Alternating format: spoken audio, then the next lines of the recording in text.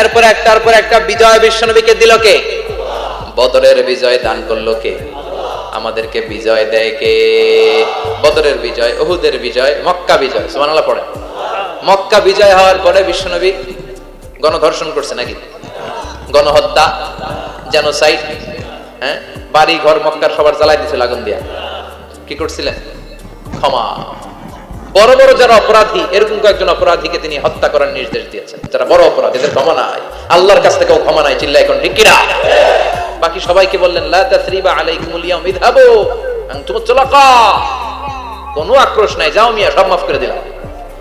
বিশ্বনবীর এই মাফের ঘটনায় ঐতিহাসিকরা অবাক হয়েছে, যেটা কেমন নবী, কেমন লোক, যাকে অত্যাচার করলো, মারলো, ভিটামাটি ছাড়া করলো, উনি যখন ওই এলাকায় বিজয়ীর বেশে আসলেন, প্রতিশোধ না নিয়ে ক্ষমা করে দিলেন।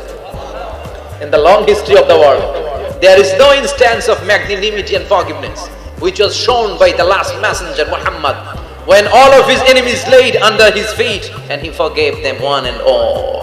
পৃথিবীর ইতিহাসে ক্ষমার এরকম নিদর্শন কেউ দেখাতে পারে নাই, যেটা দেখিয়েছিল শেষ নবী মুহাম্মদ সাল্লাল্লাহু আলাইহি ওয়াসাল্লাম। তার সব শত্রুরা পায়ের নিচে চাইলে পিষে মারতে পারতেন, সবারে তিনি না মেরে ক্ষমা করে দিলেন।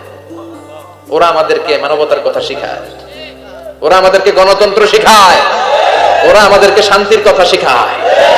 ওরা ইরাক যুদ্ধে মেরেছে লক্ষ লক্ষ, আফগান যুদ্ধে মেরেছে লক্ষ লক্ষ, প্রথম বিশ্বযুদ্ধে, দ্বিতীয় বিশ্বযুদ্ধে এরা দেদারসে পাখির মতো মারে, এখনো মারে।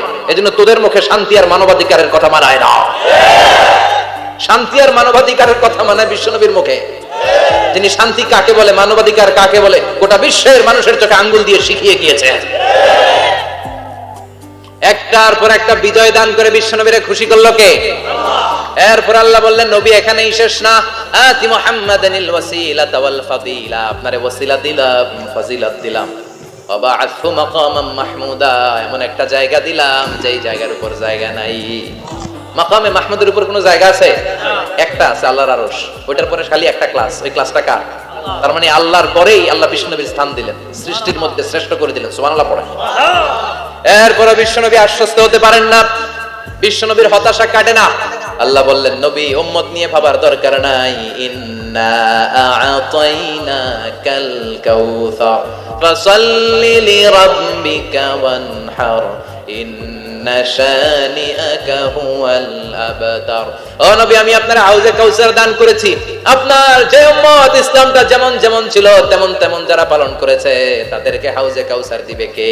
আল্লাহ। বিশ্বনবী হাউজে কাউসার পিলাবে, উম্মতরা খেয়ে প্রশান্ত।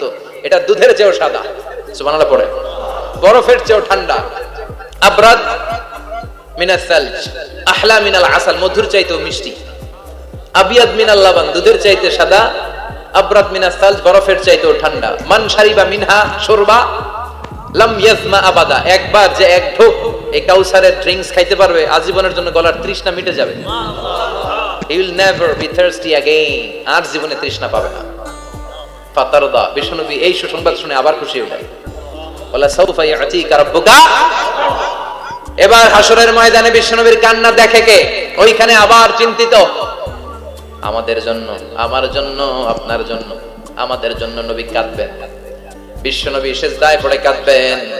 বিশ্বনবী সাইয়েদনা জিবরাইলকে বলবেন, ইয়া জিবরাইল ইযহাব ইলা মুহাম্মদ ওয়াসআলহু